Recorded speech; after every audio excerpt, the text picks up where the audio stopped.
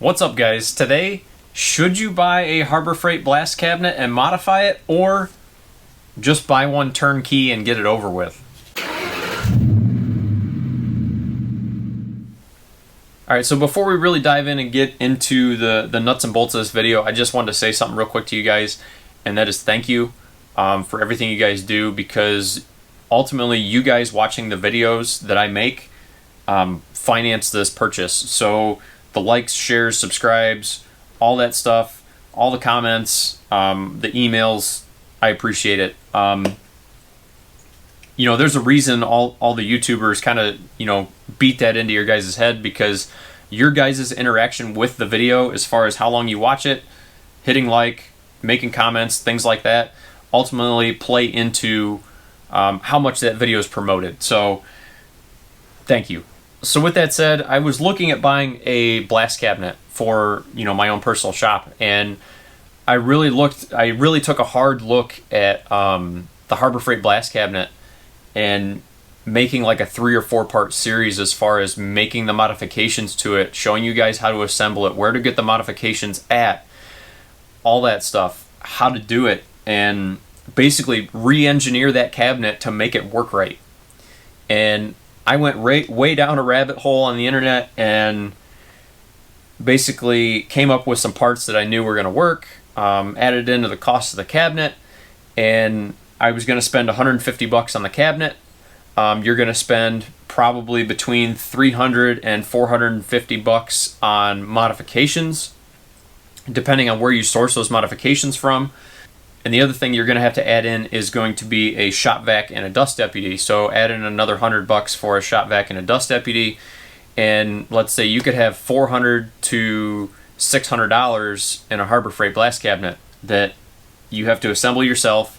You have to silicone all the seals because they leak like a sieve and blow dust all over your shop. And really, you know, what's your time worth? So I kind of took a step back and just saw what else was out there. When I did that, I came across a company called TP Tools out of Canfield, Ohio. They make USA-made blast cabinets, more or less turnkey. They have a unit out on the market. It's called the 33V. So it's a 33-inch wide cabinet with a slant top, just like a Harbor Freight cabinet. So you'd look through the top of the cabinet. This is a more vertical style cabinet that I have here. That would be a direct competitor to the Harbor Freight cabinet that is made in the USA, comes with the vacuum unit already. The assembly is minimal, and you essentially dump in the media that comes with it, by the way. They give you 50 pounds of media when you buy it. You dump in the media, turn the thing on, and you're off and rolling. That cabinet that I'm speaking of is $700. So you could possibly have $600 in a Harbor Freight cabinet, and for another $100 you could buy one turnkey, ready to go, made in the USA, with the blasting media that comes with it. So with all that in mind, I just kind of took a step back and I said, why am I modifying a Harbor Freight cabinet for that if I'm going to spend that amount of money on it anyway? So I took a trip over to TP Tools and I picked out this. This is a 40-inch wide blast cabinet with the foot pedal. You know, it's a vertical top, as you guys can see. And essentially this thing is turnkey. I'll take you guys through the assembly, how I put it together, but it's really minimal. It's basically simply hooking up some hoses, attaching my air supply to the cabinet, and dumping in the media. That's really about it. So TP Tools is an automotive restoration store. They sell blast cabinets, obviously. They sell media. They also sell like big air compressors. They don't sell Ingersoll Rand, but they'll sell like Quincy and a couple other brands that, you know, I'm sure you guys have heard of.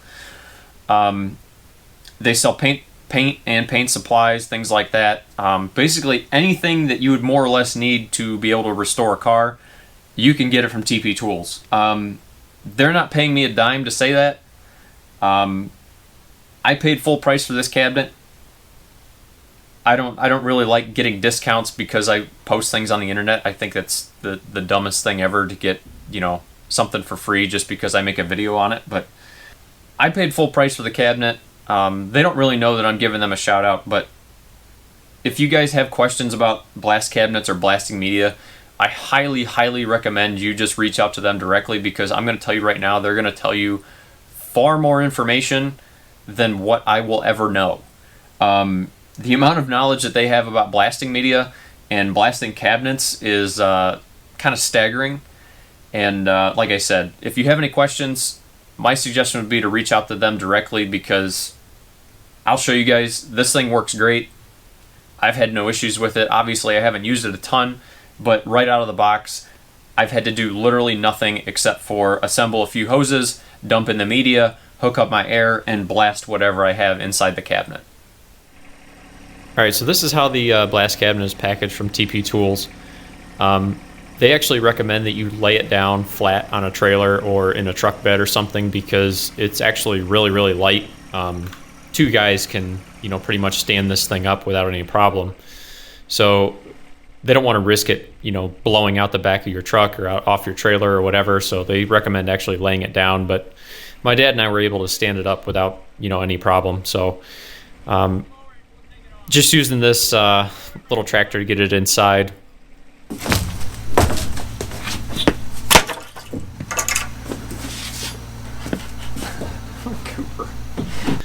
Removing the crating takes longer than probably the assembly, realistically. So, as you guys can see, it comes on a skid. I just left it on the skid. I cut the corners off the skid just to make it a little bit smaller, just so it's easier to transport or move it if I have to in the future. The vacuum unit and the gun and all that stuff is actually shipped inside the cabinet itself. So, really, the amount of assembly that you have to do on this thing's pretty minimal. It's really, just assemble the hose to the vacuum, assemble the hose, go into the gun, hook up your air, and dump in the media. Not really a whole lot to it. As you guys can see, even the vacuum unit comes pre-assembled. Just lift it out of the box and plug it into the wall, and that's really about it. So once I got everything kind of unpackaged, my dad and I just, slid it against the wall where I wanted it to go, left it on the skid, and it fits nicely over here in the corner. So that's probably where it's going to live. All right, so taking a look here, there is a little bit of assembly that you got to do with this thing. This is the air supply hose that goes to the gun. The cabinet I bought is a foot pedal model, so to get the gun to spray, put your foot on the foot pedal and just hold it there, and then the gun will sit there and spray rather than pulling the trigger on the gun. It's a little bit easier if you're gonna be sandblasting for a longer period. This is the vacuum hose for the vacuum. It's got a floodlight bulb, floodlight mount, and then it's got an on-off switch. So you plug this into the wall, plug the vacuum into here. You flip the switch, the light turns on the vacuum at the same time.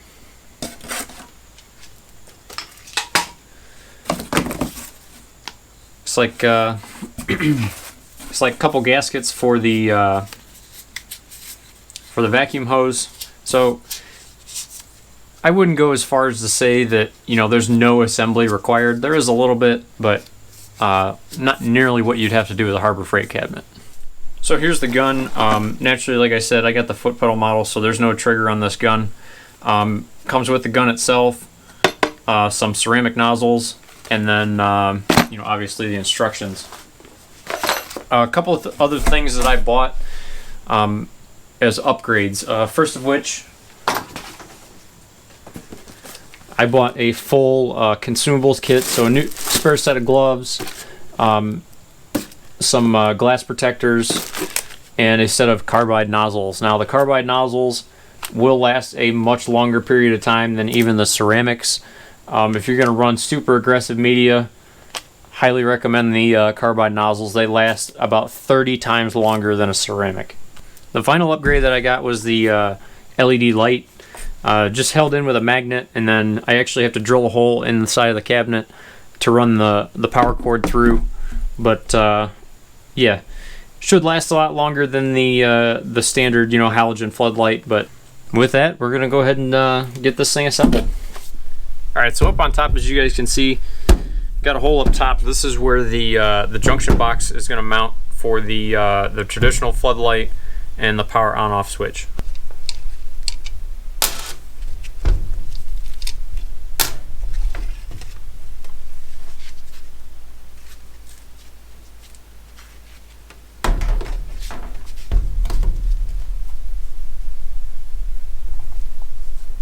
Alright, now that I got that mounted,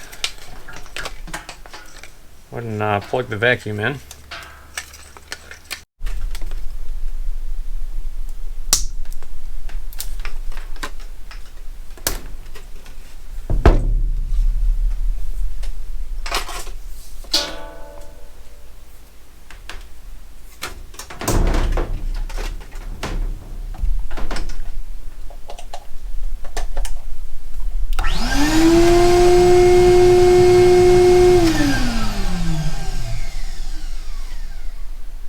So there, let me get the light bulb put into that, so you guys can see how much light output you get, you know, with the standard floodlight. So here, guys, check this out. So this is the standard halogen.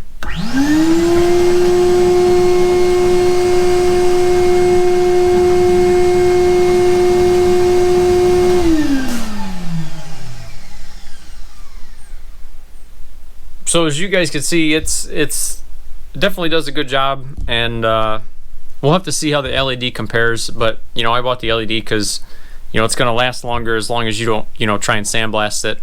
But yeah, we'll see what happens here. I want to get this LED put in here. Yeah, I actually have to drill a hole in the cabinet to get the cord through to be able to plug it in, you know, up top here. So yeah, we'll see how that goes. All right, next thing I'm going to do is I'm going to get the vacuum hose attached to this thing. So you got to take these screws out.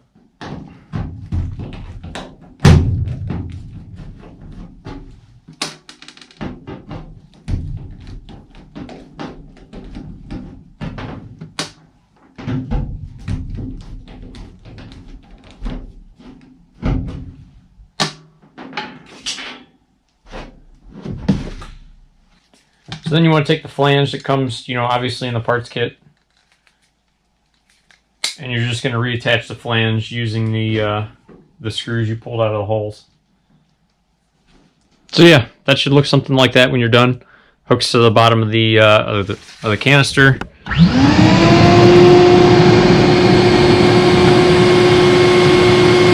And it should sit there and basically just suck away. All right, next thing I did as far as assembly, went and took the blue air line, ran it up inside the cabinet over here in the corner of the screen, and then the other end is just going to attach to the outlet of the foot pedal.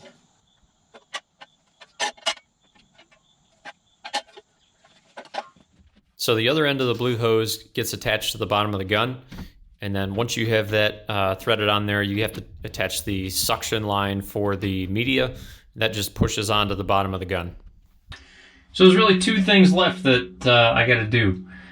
First of which, I got to dump in media. Second of which is I have to hook an air line to the inlet side of the foot pedal. So that's going to vary on, you know, obviously what your situation is. So I'm going to go ahead and dump in this media. I'm using aluminum oxide. It's a really coarse media, and you don't want to use it on like aluminum. I would use it on aluminum sparingly. Don't use it on like copper or brass or anything like that. It's just too aggressive. But the plus side to that is it's great at removing rust. And the other thing it's going to do is it'll last a very long time. So some of these medias, when you blast the part, what'll end up happening is the media itself will actually just turn to a dust, into a vapor basically, and it gets sucked into the vacuum and caught in the filter, and that's basically the end of it. This stuff is a little more resilient. It'll just kind of recirculate in this enclosed cabinet. So this is what the cabinet looks like with the LED light upgrade. Honestly, I don't know that I'm going to use it. I kind of regret buying it now that I've seen how good the stock floodlight is on this thing. And the other issue is I have to drill a hole in the top of the cabinet to be able to plug this thing in. And realistically, I don't think the light output on this LED is really much better than the stock floodlight that this thing comes with. So the other thing is this floodlight has a plastic lens in it that I think is going to get etched over time, and you can't just replace the lens, you have to replace the whole LED light. With the floodlight option that it comes with, you can just replace the floodlight, and the stock floodlights are pretty cheap. So yeah, the LED upgrade for like $35, I don't know that it's worth it. I don't see the light output to be a huge upgrade over the stock floodlight that it comes with, but you guys can make your own decision on that. I'm looking right into the center of the glass. So if you guys are tall, I'm about 5'10", and I would definitely leave it on the skid because, like I said, I'm looking right through the middle of the glass with it on the skid. I have the cabinet with a foot pedal upgrade. They also have a version that instead of having a foot pedal, the gun itself will have a trigger on it down here. So instead of standing on the foot pedal, you'd have to squeeze the trigger with your finger the whole time. It's just, depends on what you want to deal with and what you want to do. But yeah, naturally they charge a little bit more money for the foot pedal version than what they do the trigger version.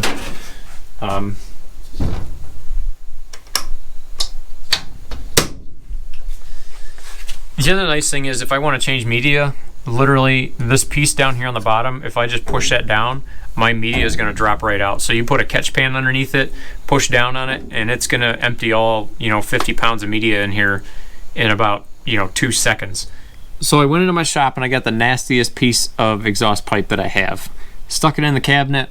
I'm going to turn it on. We're going to sandblast it, see what the cabinet looks like, how much dust there is, stuff like that. The compressor may turn on, but I figured I'd tell you guys what I'm doing before I actually started, so I wasn't trying to talk over the compressor.